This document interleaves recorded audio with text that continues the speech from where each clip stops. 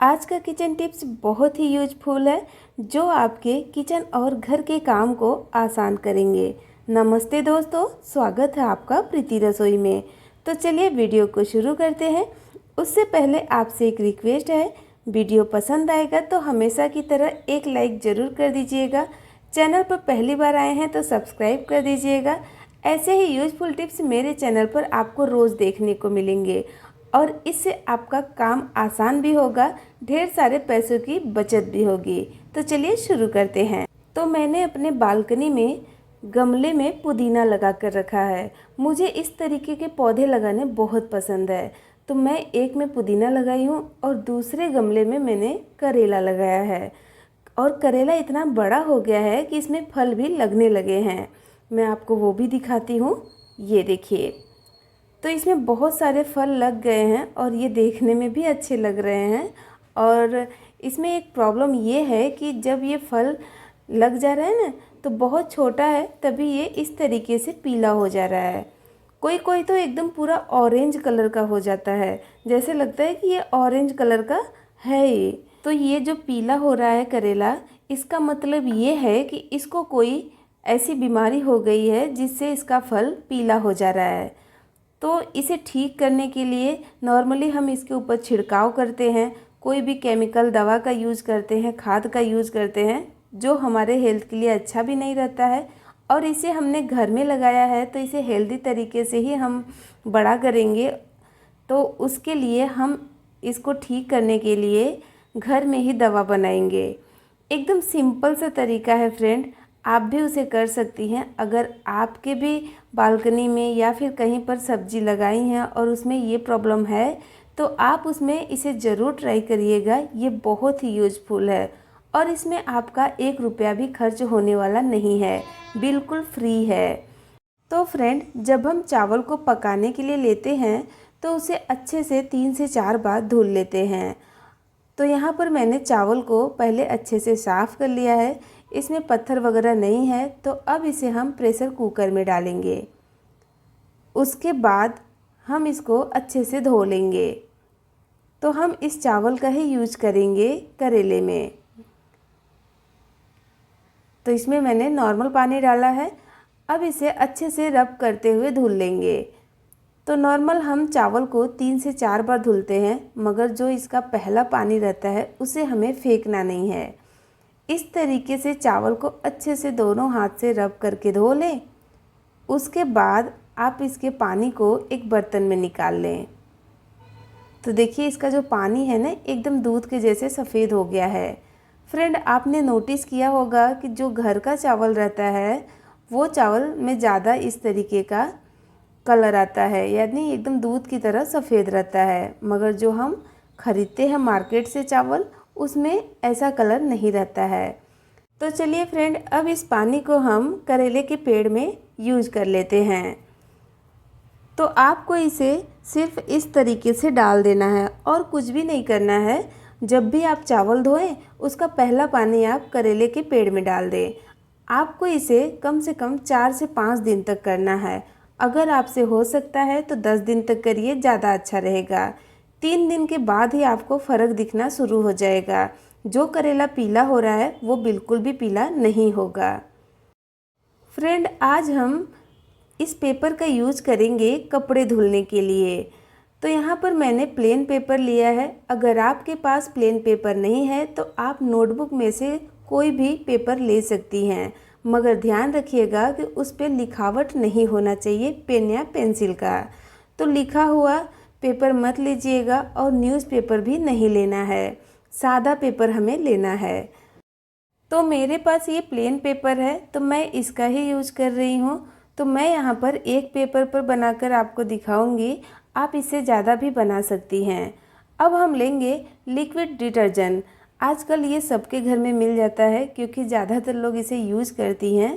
तो आप liquid detergent का ही यूज़ करें यहाँ पर।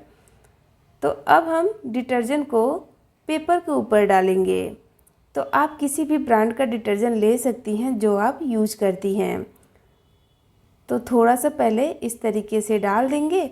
उसके बाद एक गिलास या कटोरी ले लेंगे और इस तरीके से पेपर के ऊपर इसे फैलाएंगे। हमें इसे एकदम इक्वल फैलाना है। तो कोई भी कटोरी या ग्लास की मदद से इस तरीके से इसे फैला लेंगे। तो यहाँ पर मैंने इसको फैला लिया है। अब जो बाकी का बचा है ना पेपर का साइड, उसमें भी थोड़ा सा डिटर्जेंट डालेंगे और उसे भी फैला लेंगे। फ्रेंड, वीडियो यूजफुल लगेगा तो वीडियो को लाइक करने के साथ मुझे कमेंट करके ज़रूर बताइएगा कि आपको ये वीडियो कैसा लगा और आप मेरे वीडियो को दुनिया के किस कोने से देख रही हैं, यानी कौन से गांव या शहर से, मुझे खुशी होगी। तो ये हमने इसको अच्छे से फैला दिया है, ये देखिए। तो अब इसे हमें सुखा लेना है। तो आप चाहे तो इसे धूप में सुखा लीजिए या फिर पंखे के नीचे रख दीजिए, थोड़ी देर में ये सूख जाएगा। तो मैं इसे धूप में सुखा लेती हूँ। इसके ऊपर कुछ रख दीजिएगा ताकि ये हवा से उड़े नहीं। तो अभी इसे सूखने देते हैं, उसके बाद देखते हैं कि क्या हाल है। तो यहाँ पर देखिए फ्रेंड, ये अच्छे से सूख गया है और आपको कैमरे में देखने में लगता होगा कि ये अभी गीला है, मगर ये बिल्कुल भी गीला नहीं है। ये डिटर्जेंट का दाग है जिसकी वजह से ये गीला दिख रहा है। तो अब इसे हम फोल्ड कर लेंगे। आप चाहे तो इसे ऐसे भी रख सकती हैं या फिर फोल्ड करके ऐसे कट कर लें, इसके सारे लेयर को अलग अलग कर लें।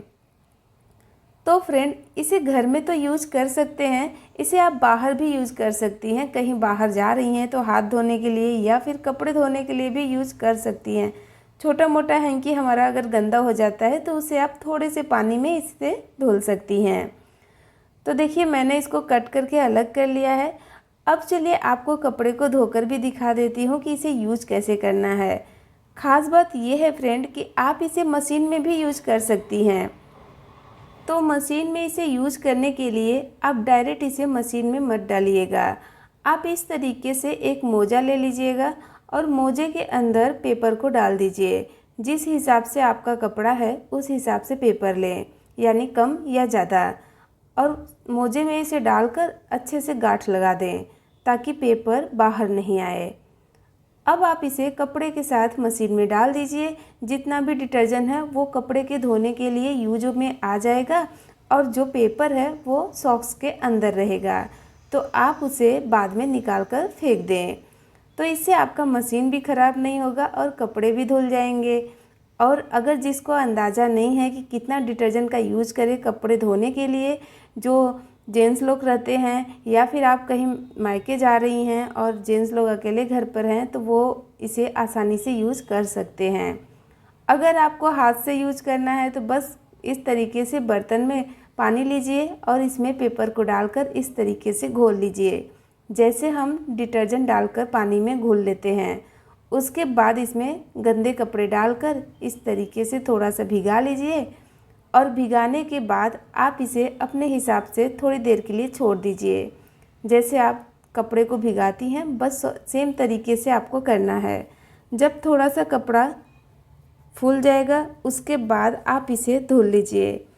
तो जैसे हाथ से हम नॉर्मल धोते हैं बस वैसे ही धोना है, कुछ भी नहीं करना है। तो अब हम इसे धो लेते हैं और देखिए कपड़े का जो गंदगी था वो पानी में आ गया है, आप खुद देख सकती हैं, ये देखिए। तो अब इसमें से हम कपड़े को निकाल लेंगे, उसके बाद हम पानी डालकर इसको धो लेंगे। तो धोने के बाद मैं आपको दिखाती हूँ कि एक भी पेपर का कण इसमें नहीं रहेगा। तो घर में इसे जेंट्स लोग भी यूज़ कर सकते हैं जिसे अंदाज़ा नहीं रहता है कि मशीन में कितना डिटर्जेंट डालें या फिर कितना हाथ से धोने के लिए यूज़ करें। तो उनके लिए भी ये बहुत ही अच्छा तरीका है। या कहीं बाहर जा रही हैं तो उस टाइम में भी आपको ये बहुत यूज आएगा। तो देखिए मैंने कपड़े को धो लिया है, झटक लिया है और देखिए इसमें थोड़ा सा भी पेपर का टुकड़ा नहीं लगा है, पूरा पानी के साथ निकल गया है। किचन में हम रोज़ काम करते हैं मगर कभी कभी कुछ गलतियां हो ही जाती हैं। जैसे कभी सब्ज़ी काटते टाइम हाथ में चाकू लग जाता है या फिर पूरियाँ बनाते टाइम हाथ जल जाता है।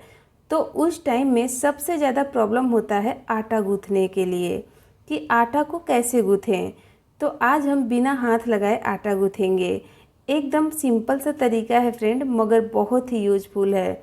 ये उनके लिए भी यूजफुल है जो बिगनर है या फिर जो बैचलर हैं। तो यहाँ पर मैंने एक बर्तन में आटा ले लिया है। अगर आप रोटी में नमक भी डालना पसंद करती हैं तो आटे में थोड़ा सा नमक डाल दें। उसके बाद थोड़ा थोड़ा पानी डालकर इस तरीके से विस्कर से इसे गूँथ लें। यहाँ पर मैं थोड़ा सा आटा गूँथकर आपको दिखा रही हूँ। आप सेम तरीके से बड़े बर्तन में आटा लेकर गूँथ सकती हैं। बस ध्यान रखना है फ्रेंड कि आपको थोड़ा थोड़ा ही पानी डालना है, एक साथ ज़्यादा पानी मत डालिएगा, नहीं तो आटा गीला हो सकता है। अगर आटा गीला हो जाता है तो 1 से 2 चम्मच सूखा आटा डालकर मिला लें, एकदम आटा टाइट हो जाएगा। तो देखिए आटा गूँथ कर तैयार हो गया है और हमें ज़्यादा मेहनत भी नहीं करना पड़ा और हाथ में हमें बहुत ज़्यादा आटा भी नहीं लगाना पड़ा। और इस तरीके से आटे को हमने गूँथ लिया है। तो है ना कमाल का आइडिया। अब इसे आप 10 मिनट के लिए रख दीजिए, फिर उसके बाद थोड़ा सा ऑयल लगाकर इसे मसल लीजिए। उसके बाद रोटी बनाइए, एकदम सॉफ्ट रोटी बनेगी विस्कर की सहायता से।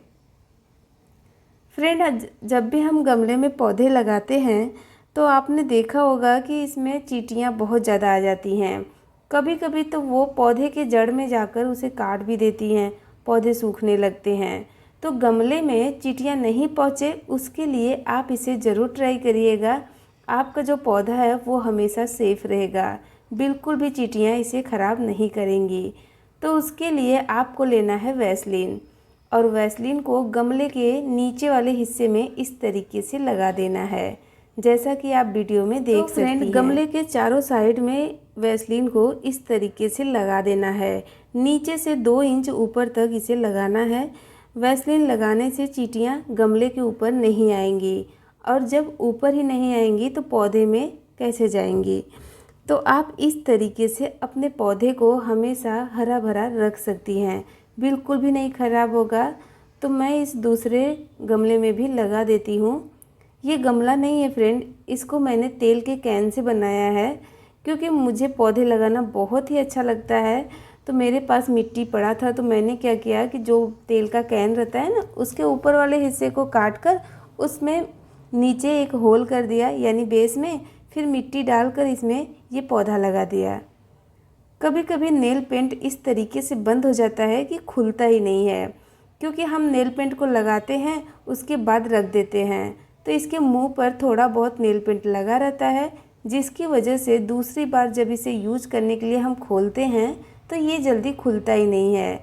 तो इसे खोलने के लिए आप ले लें बलून, और बलून को इसके ढक्कन पर ऐसे लगा दें। उसके बाद आप खोलिए, एकदम आसानी से खुल जाएगा फ्रेंड, देखते ही देखते खुल जाएगा।